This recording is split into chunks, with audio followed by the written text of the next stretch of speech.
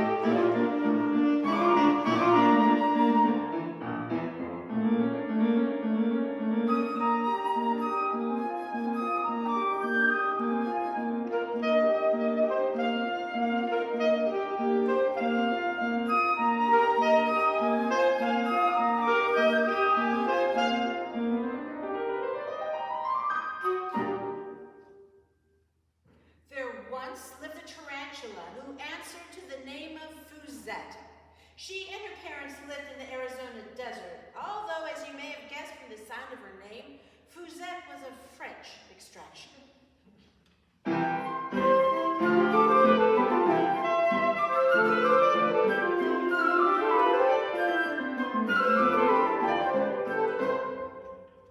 Fuzzette loved to sunbathe in the warm desert sand and would occasionally seek refuge from the sun's rays by nestling herself beneath the shade of her favorite rock.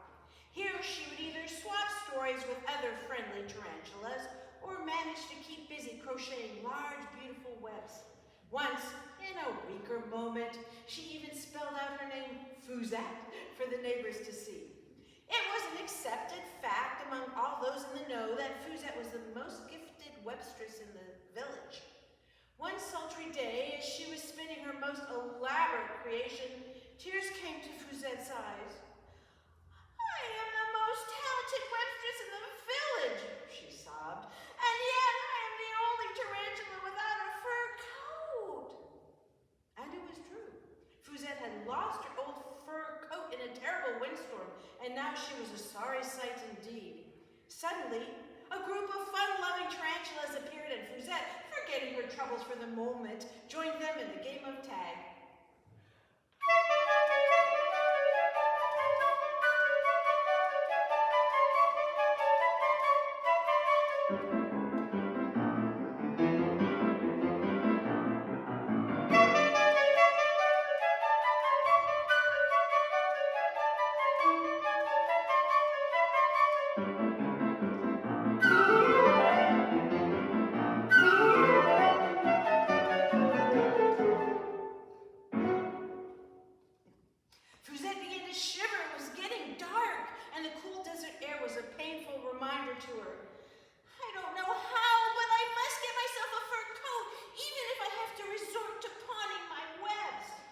By the time she reached her home, a cozy split-level cactus, Fuzzette resolved to announce her decision to her parents. "I am going to sell my web collection to buy a fur coat," she declared.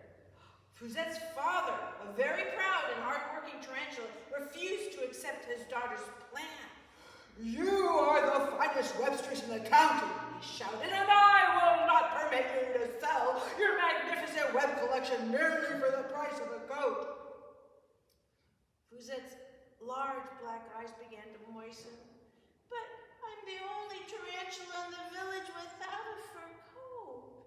I want to look and be like everyone else." Her mother seemed to understand the situation, but reminded Fuzzette that it was time to go to sleep. "We can discuss this all another time," she said. Fuzzette fell fast asleep between a webbed quilt, one of her favorite and most treasured creations, as her mother hummed an old tarantula folk song.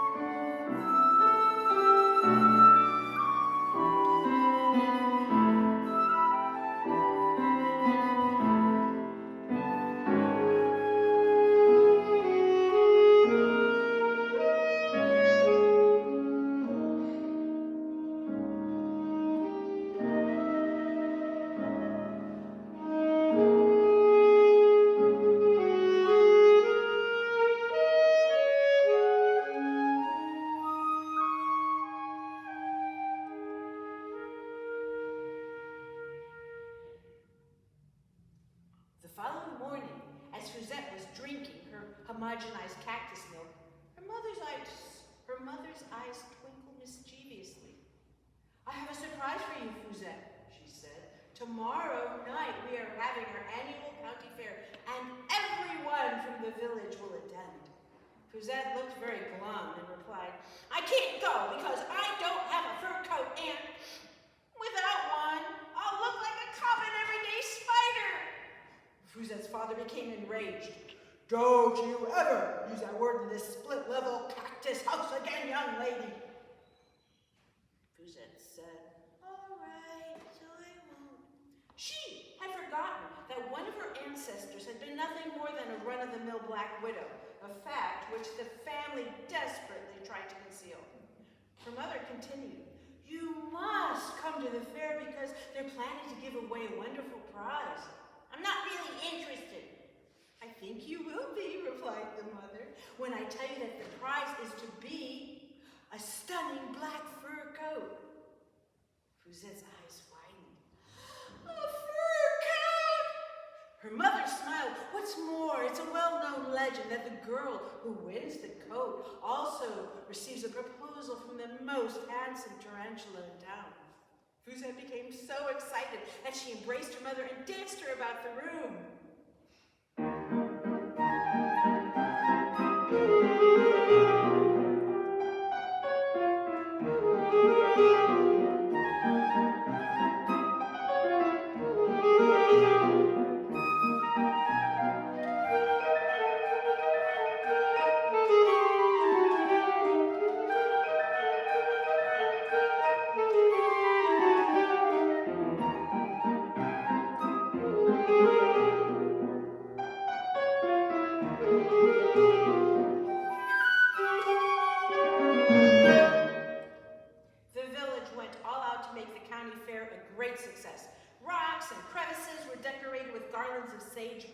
And exotic snacks were provided by the local women's club, including tortillas, tamales, and chili con carne.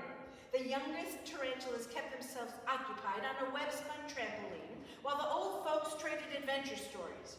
After all, they were the unseen witnesses to the growth of the West.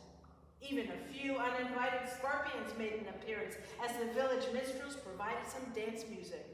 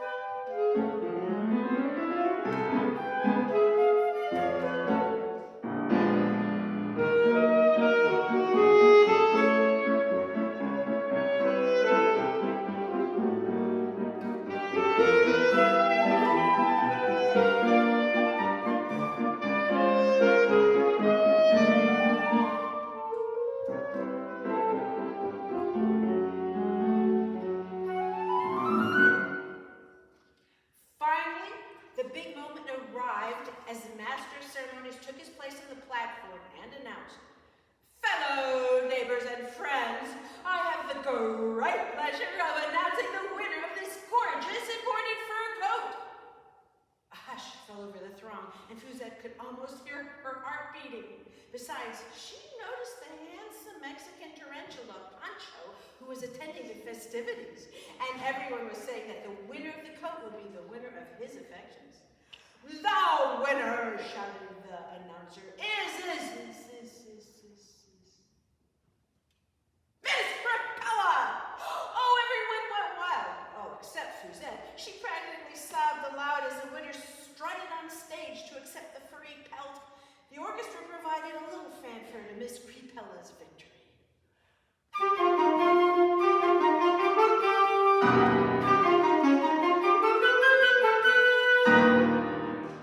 After maid Fuzzette, the only tarantula without a fur coat, began to ease her way out of the crowd in an effort to return home.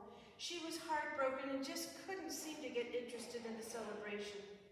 Suddenly, who should appear from behind a decorated cactus but Pancho, the handsome Mexican tarantula. He strutted before Fuzzette with great assurance and announced, "I am Pancho from across the Rio Grande, and you, I presume, are Senorita Fuzzette?"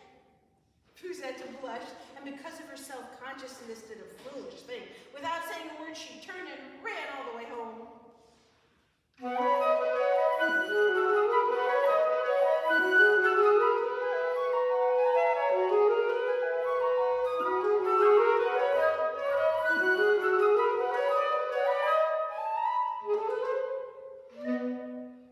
The next day, Pancho called on Fuzzette at her home.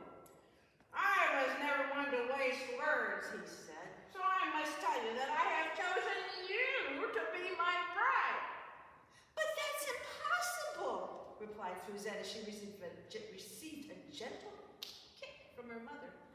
Pancho continued, "Why is it impossible? I own the most beautiful rock near the Rio Grande and recently inherited a large estate. But most of all, I am very fond of you as you are without question the most dazzling creature in the county." Fuzzette couldn't believe her ears. "But I'm the only girl in the village without a fur coat. I'm the only one who is different from the others. Why would you choose me?" Pancho's teeth flashed as he slipped a ring on her finger. "Did you actually think that a coat would make a difference to me? It is because you are different that I took notice of you. You are unique, Fuzzette, and that is a wonderful quality. But if you wish, I could easily manage to give you a fur coat." Fuzette's eyes glistened with pride. "No, thank you, Pancho. I can see that being different from others is not such a terrible thing after all." Pancho gave a hearty laugh. "Hi, caramba! You are too much, Fuzzette."